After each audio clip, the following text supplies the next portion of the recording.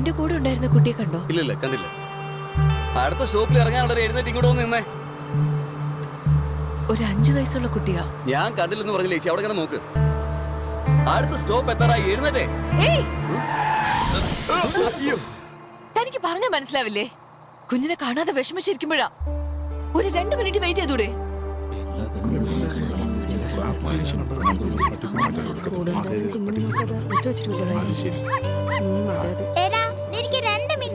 പറ്റില്ലേ കോട്ടെ മാമി?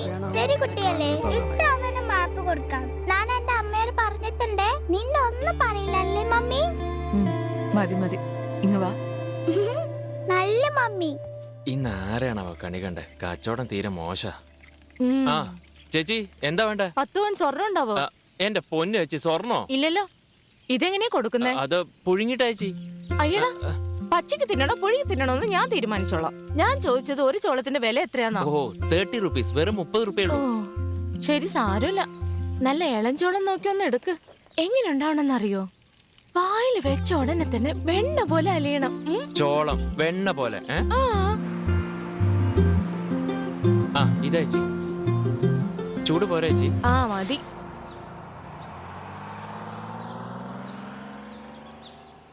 എന്താ ഇത് ഇങ്ങനെ? എന്താ കൊള്ളൂല ചേച്ചി? കടിച്ചിട്ട് കിട്ടുന്നില്ല. ചേച്ചിയുടെ പല്ലിന്റെ കുഴപ്പാ. ഞാനൊരു തമാശക്ക് വെറുതെ. ഇളഞ്ചോളം ചോദിച്ചപ്പോ മൂത്തത് തന്നേക്കുന്നു. ഇത് നിന്റെ വീട്ടിൽ കൊണ്ടുപോയേക്ക്. എനിക്ക് എന്റെ കാശ് തന്നേക്ക്. അത് ശരി, ചോളം വാങ്ങിച്ചു തന്നിട്ട് കാശ് തിരിച്ചു ചോദിക്കേ? തന്നില്ലെങ്കിലേ കൺസ്യൂമർ കോർട്ടിൽ കേസ് കൊടുക്കും ഞാൻ. സുപ്രീം കോടതി കൊണ്ടേ കൊടുക്കുക. ഇത് ഞാൻ വീഡിയോ എടുക്കാൻ പോവാ, എന്നിട്ട് ഫേസ്ബുക്കിൽ ഇട്ടോട്ടെ. എന്റെ ചേച്ചി, ഞാൻ വേണമെങ്കിൽ തൊഴാം. ആദ്യം സ്ഥലം കാര്യാക്ക്. ഇതാ നിങ്ങളുടെ പൈസ. ഹലോ. ഹേ സഞ്ജു, അല്ല നീ എപ്പോ വന്നടി? ഹായ്. നീ ഈ കടക്കാരനോട് വായിട്ട് അലക്കാൻ തുടങ്ങിയപ്പോഴേ എത്തി. നിന്റെ ഈ പിശുക്ക് നീ മാറിയില്ലേ? പിശുക്കോ? ചെലവ് ചുരുക്കല. നല്ല ചെലവ് ചുരുക്കല്. ഏയ് ടാക്സി, നിക്ക് നിക്ക്.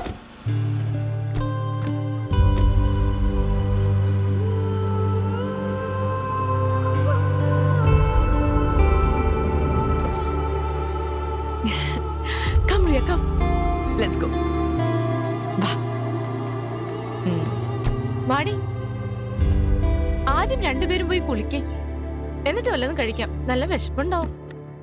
എടാ, ഇതിലുണ്ടായിരുന്ന ഇഡലിക്ക് എവിടെ? മമ്മിയല്ലേ പറഞ്ഞ വയറ് നിറച്ച് കഴിക്കാൻ? അതെ മോനെ, എന്നുവെച്ച് 24 ഇഡലി ഒറ്റയടിക്ക് കഴിച്ചില്ല നീ? സാരമില്ല, അവൻ കഴിച്ചോട്ടെ. കുഞ്ഞായിരുന്നപ്പോ ഉരുണ്ടിരുന്നത് കൊണ്ട് ഡുണ്ടുന്ന പേരിട്ട് ഇപ്പൊ ബഗാസുരനായി. ഇതാരാ മമ്മി? ആ, മുംബൈ ആന്റിയെ കുറിച്ച് ഞാൻ പറഞ്ഞിട്ടില്ലേ? ഓ, ഇരട്ടച്ചങ്കുള്ള ആന്റി. Hi aunty. എന്നെ കുറിച്ച് നീ അങ്ങനെയാണോ പറഞ്ഞ? അത് പിന്നെ ഇതിലെന്താ ഉള്ളേ? നിന്നെ കുറിച്ച് ഇവിടെ എല്ലാരും അങ്ങനെയൊക്കെയാ പറയുന്നേ. അതൊക്കെ പോട്ടെ ആന്റി. അല്ല, മുംബൈന്ന് വരുമ്പോ എനിക്കെന്താ തിന്നാൻ കൊണ്ടുവന്നേ? എന്റെ ഡുണ്ടുമൻ അവിടെ ഇരിക്കേ. തീറ്റയുടെ വിചാരം മാത്രമേ ഉള്ളൂ. ശരി, നിങ്ങൾ ആ മുറിയിലേക്ക് പോയിക്കോ. ഞാൻ കാപ്പിക്ക് എന്തെങ്കിലും ഉണ്ടാക്കാം. മോക്ക് വിശക്കുണ്ടാവും. ചെല്ല്, ഇപ്പൊ വരാട്ടോ. തിന്നെ, നല്ലോണം തിന്നെ. വേണമെങ്കിൽ പറഞ്ഞാ മതി. ഇവനെ തീറ്റിച്ച് തന്നെ എന്റെ ജീവിതം തീരും.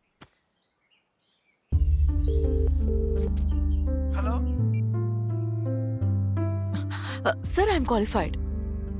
Just listen to me, sir.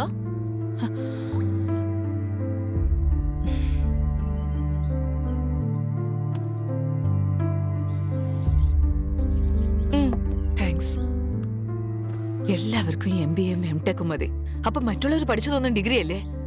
അവരും മനുഷ്യരല്ലേ? നീ പാതിക്ക് വിട്ട് ഡിഗ്രിക്ക് കളക്ടർ ജോലി കിട്ടും നോക്കിയിരുന്നോ? അറ്റ്ലീസ്റ്റ് ഡിഗ്രി എങ്കിലും കംപ്ലീറ്റ് ചെയ്യാമായിരുന്നു. അന്ന് ഞങ്ങൾ പറഞ്ഞതൊന്നും കേട്ടില്ല. പ്രേമം മണ്ണങ്ങട്ടെ എന്നൊക്കെ പറഞ്ഞ് അരവിന്ദിന്റെ പുറകെ കടന്നു.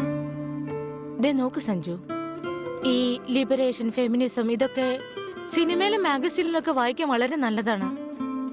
പക്ഷേ ഒരു കുഞ്ഞിനെ കൊണ്ട് ഇത്രയും വലിയ സിറ്റിയില് ഇങ്ങനെ ഒറ്റയ്ക്ക് ജീവിക്കുന്നത് ബുദ്ധിമുട്ടാണ്. അരവിന്ദുമായിട്ട് പിരിയുന്നതിന് മുൻപ് നിനക്ക് ഒന്നുകൂടെ ഒന്ന് ആലോചിക്കായിരുന്നു. ഇവിടെ അടുത്ത് ലോഡ്ജ് എന്തെങ്കിലും ഉണ്ടോ? ഇങ്ങനെ ദേഷ്യപ്പെടാൻ മാത്രം ഞാൻ വല്ലതും പറഞ്ഞോ? 2 ദിവസത്തിനകം ജോലി കണ്ടെത്തി ഞാൻ പോയിക്കോളാം. അതുവരെ അരവിന്ദിനെ കുറിച്ച് മിണ്ടി പോവരുത്. Relax, relax. നീ പണ്ട് തൊട്ട് ഇങ്ങനെ മൂക്കത്തെ ശുണ്ടി. നീ എങ്ങോട്ട് പോവണ്ട. ഇനി ഞാൻ ഒന്നും പറയാൻ വരുന്നില്ല. എന്താ പോരെ? വാ, വന്ന് കഴിക്കാൻ നോക്ക്. വാടി ടുണ്ടു, റിയ, ഹാൻഡ് വാഷ് ചെയ്തിട്ട് വാ.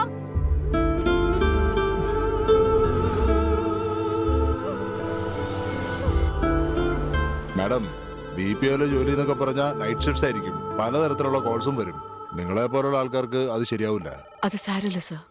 എന്റെ ഇപ്പോഴത്തെ അവസ്ഥയില് എനിക്കൊരു ജോലി അത്യാവശ്യമാണ്. മാഡം, നിങ്ങൾ വെറുതെ വാശി പിടിക്കില്ലേ? പറയുന്നത് മനസ്സിലാക്ക്. മനുഷ്യന് സ്വൈര്യം തരുമെന്ന് വെച്ചാ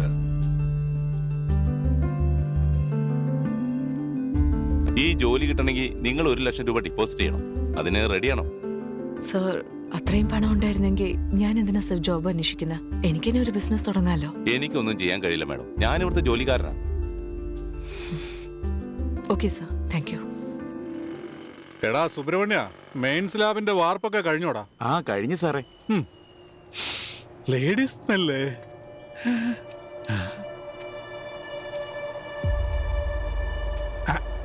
നീ പോയ ഗുഡ് മോർണിംഗ് സർ. വരണം ഞാൻ My കാത്തിരിക്കുന്നു. resume and അതൊന്നും വേണ്ട ഇരിക്കും. Thank you sir. കാപ്പിയോ ചായയോ കൊണ്ടുവരാൻ പറയട്ടെ? ഒന്നും വേണ്ട സർ, താങ്ക് യു. തന്നെ പോലൊരു പെണ്ണിന് ജോലി തരാൻ എനിക്ക് യാതൊരു ബുദ്ധിമുട്ടുമില്ല. തന്നെ പോലുള്ള ആളുകളെ സഹായിക്കാനാണ് ഞങ്ങളുടെ വാതിൽ എപ്പോഴും തുറന്നിട്ടിരിക്കുന്നത്. Thank you sir. ഞാൻ എപ്പോഴാ ജോയിൻ ചെയ്യണ്ടേ? എനി ടൈം ജോയിൻ ചെയ്യാം. ഇപ്പൊ എവിടെയാണ് താമസം? ഇപ്പൊ ഞാൻ എന്റെ ഫ്രണ്ടിന്റെ വീട്ടിലെ താമസം. ബട്ട് ജോലി കിട്ടിയതിന് ശേഷം അടുത്ത് തന്നെ ഒരു വീട് നോക്കണം. എന്തിന്? എന്റെ വീടിനടുത്ത് എവിടെയെങ്കിലും നോക്കാലോ. നമുക്ക് രണ്ടുപേർക്കും സൗകര്യമായിരിക്കും. സോറി സർ, എനിക്ക് മനസ്സിലായില്ല. ഇത്രയൊക്കെ വിദ്യാഭ്യാസം ഉണ്ടായിട്ടും ഇതുപോലും മനസ്സിലായില്ലേ? എന്റെ അടുക്കൽ ഒത്തിരി എഞ്ചിനീയറിംഗ്, ബിടെക്, എംടെക് പഠിച്ചവരൊക്കെ വന്നിട്ടുണ്ട്. അവർക്കാർക്കും ഈ ജോലി കൊടുക്കാതെ നിനക്കെന്തിനാ തരുന്നതെന്ന് മനസ്സിലായില്ലേ കുട്ടി? നമ്മുടെ MD-യുടെ വീട് എവിടെയാ സർ? ഇപ്പൊ അങ്ങേരെ കുറിച്ച് എന്തിനാ ചോദിക്കുന്നത്? അത് വേറൊന്നുമല്ല, നിങ്ങളുടെ വീടിന് പകരം അദ്ദേഹത്തിന്റെ വീടിന്റെ അടുത്ത് ഒരു വീട് നോക്കിയാ പിന്നെ സാറിന്റെ സീറ്റിൽ എനിക്കിരിക്കാലോ. ജോലിക്ക് അപേക്ഷമായി വരുന്നവരെ വില കുറച്ച് കാണരുത്. ഒരിക്കൽ താങ്കളും ഈ കസേരയിലിരുന്ന ആളാ. നിങ്ങളെ പോലെ ഞാനും മാനുഷിക മൂല്യം നോക്കാതിരുന്ന പിന്നെ നിങ്ങളുടെ സീറ്റിലിരിക്കാൻ എനിക്ക് ഒരുപാട് സമയമൊന്നും വേണ്ട. Be careful.